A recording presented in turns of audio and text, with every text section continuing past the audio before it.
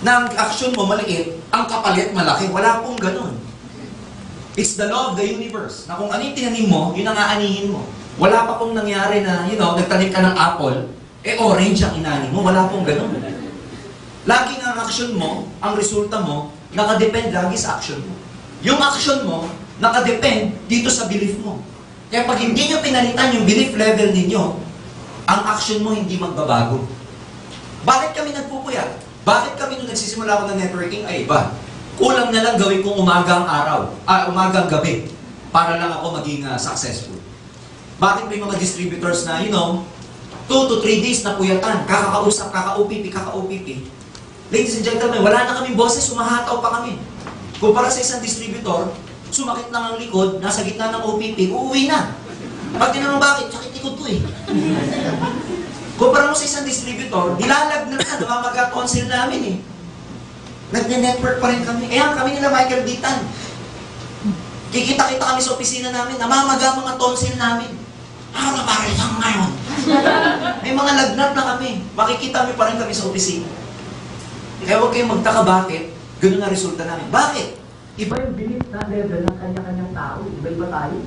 Pero one good thing about that, pagka ikaw, napagtayan mo yung belief level ng mga successful na tao, kung ano yung nakuha nila, makukuha mo rin. Hindi pwedeng hindi. Kaya,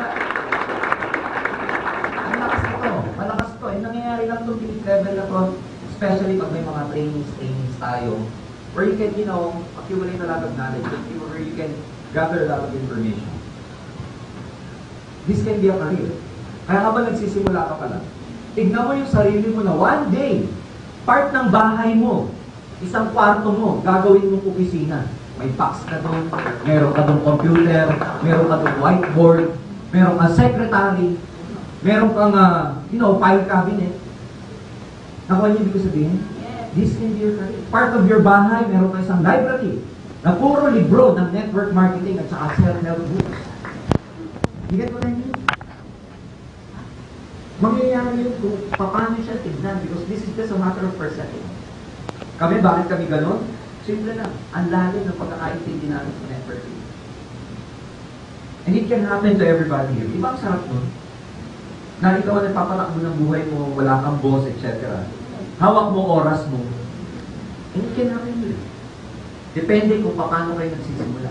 Paano nyo ba sinisimulan ito? Pera lang ba? O gusto nyo munang matuto? Again, if you really want to become successful, change your mindset. Success happens between your 2 ears. Dito muna nangyayari, dito muna magbabago. To a lot of people, gusto nila magbago resulta nila na hindi muna nagbabago yung sarili. And yung sinasabi ng mga speaker na, totoo yun eh. Pag palakpak nga, hindi mo magawa, pagyaman pa kaya. Nakakatawa yun, pero totoo po yun. If you cannot do small things, how can you expect to do bigger things? And ulitin ko, big result comes from big action. It's the law of the universe na pagka ikaw, ang sinabi kasi law of the universe, it's the physical laws. Pag ikaw may need siya pataas, ano gangyari? Bababa talaga yung sa ayaw at sa gusto mo. Ganun din dito. Pag tinrabaho mo siya, belief mo, mataas, etc., magkakaroon ka talaga ng result. Hindi pwedeng hindi. It's just a matter of time. May training pa kami dyan. Makalaman nyo na minsan ang time, illusion lang ang time. Pag tinignan mo siya between point A and point B towards getting your success, nagsisimula ka dito, bago ka maging successful, it's just a matter of illusion yung time niya. Kaya, kung ako sa inyo mga kaibigan, be prepared. Sabi nila, di ba? How do you define luck? Luck is when opportunity meets preparation. You become lucky when you have when you have an opportunity and you are prepared.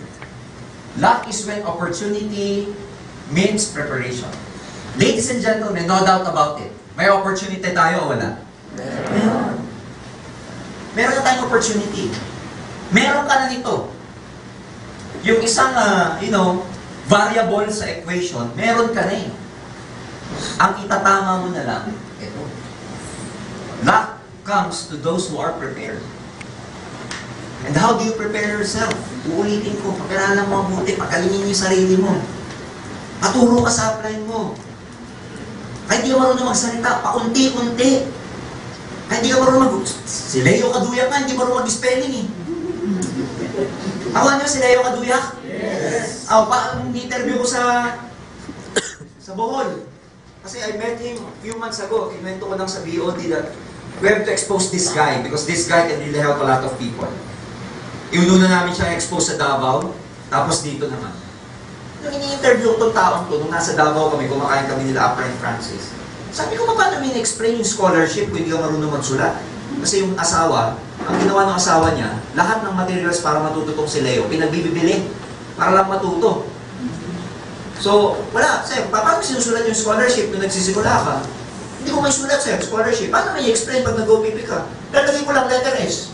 Okay, scholarship. O, ayan, ganyan lang. Eh, paano pag nilagay mo yung insurance? Letter N. Mali pa rin yung letter N. Di ba dapat I? Sure. Tama ba? Kala niya ang simula ng insurance, N. Eh, di ba I muna bago N? Eh, yan, ladies and gentlemen, look at that guy. Si Leo Kaduyak, ang example na maraming tao sa networking, na sobrang kasing taas ng belief. Na sa sobrang taas ng belief niya, nawala na yung pride niya. Kinain na nung belief niya, yung pride niya. Na wala siyang pakialam kahit mapahiya siya. Kaya recruit lang siya ng recruit. Marami sa inyo hindi nare-recruit. Nagre-recruit, alam niyo kung bakit? Natatakot kang mapahiya kasi may pride ka pa eh. You think more of what other people will think about you. Pero in the case of Leo Kaduyak, he doesn't think that way anymore. Wala siyang pakialam. May instant pa nga, pinabili ng asawa ng ulam. Totoo yun eh. Pinabili ng tanghalian, ulam sa palengke. Bumalik, hapunan na yung asawa. Bakit? Nire-recruit yung may-ari ng tindahan. Nawala lang ang galit ng asawa, ng babae, pag kasi, pantay ang anak, ganyan pa pinabili ko. Eh kasi, nagre-recruit. Nagre-recruit, gutom na kayo mga anak mo. Okay lang kasi nag-7 heads naman. Alam mo sila yung pag kinausap nyo, walang pinipili. Nakausapin, why? Ang taas ng belief niya.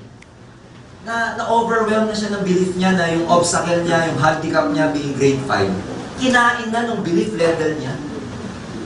To most of us, we are in a better position than Leo Kaduyak. Yun nga lang, ang belief natin, hindi kaling level ng belief ni Leo. Kaya hindi natin nakukuha yung resulta na meron siya. Bakit ganun siya mag-recruit? Araw-araw. Bakit ang kapal na mukha niya? Ibang klase belief level niya. Kasi kung ikaw alam mo na bukas ha, tumama ka ng loto ngayon. Bukas, alam mong kukubrahin mo yung tama mo. 100% makukuha mo sa PCSO yung ano mo, reward mo. Between now and tomorrow, yung gap na yun, ano gagawin mo? Makakatulog ka pa, hindi na. Hindi nga. Ano gagawin mo malamang? Ha? Maglilista ka na ng mga bibilin mo, tama? Maglilista ka ng mga pangalan ng babaratuan mo. Maglilista ka na kung saan kayo magtatagong pamilya para walang manam sa inyo. Tama ba? Ganun na nagagawa ng 100% belief. So, before I even leave this topic, ladies and gentlemen, please build the right foundation. Have the right foundation. Accumulate as much knowledge as you can. Attend. Pag may company event, drop everything. Expect everybody to be in our anniversary this coming April 17. Pag may mga ganung event, dapat nandun kayong lahat. Kasi pagka kayo na-motivate sa ASAP training, nakaka-motivate ba to? Yes! Thank you ng anniversary rally natin, 100 times motivation ang makukuha nyo doon. Kaya huwag nyo palalagpasin yun. Nakipong pag naka-attend ka sa ano natin na yun, sa event natin na yun, 5 years from now, pinag-uusapan pa natin yun. Kunwari 5 years from now, di ba, 2016? Alam mo, noong 2011, di ba naalala mo kung saan tayo? Ganun kalaki yung magiging event na yun. Kaya huwag niyong palalagpasin. Nagets niyo siya? Yes! So, next time, pag may mga ganitong training, expect some people, may notebook na, may iba sa inyo, may cellphone, nagre-record. Kasi ulitin ko, kailangan niyo pagalingin yung sarili niyo. Darating pa nun, magsasalita kayo din. Gusto niyo ba? Yes! Di ba kayo natatakot kayo din, pero pustahan tayo sa loob-loob mo, gusto ko din yan. Tama ba ako? Yes! Di ba? Totoo yan eh. At yung pag tinignan mo yung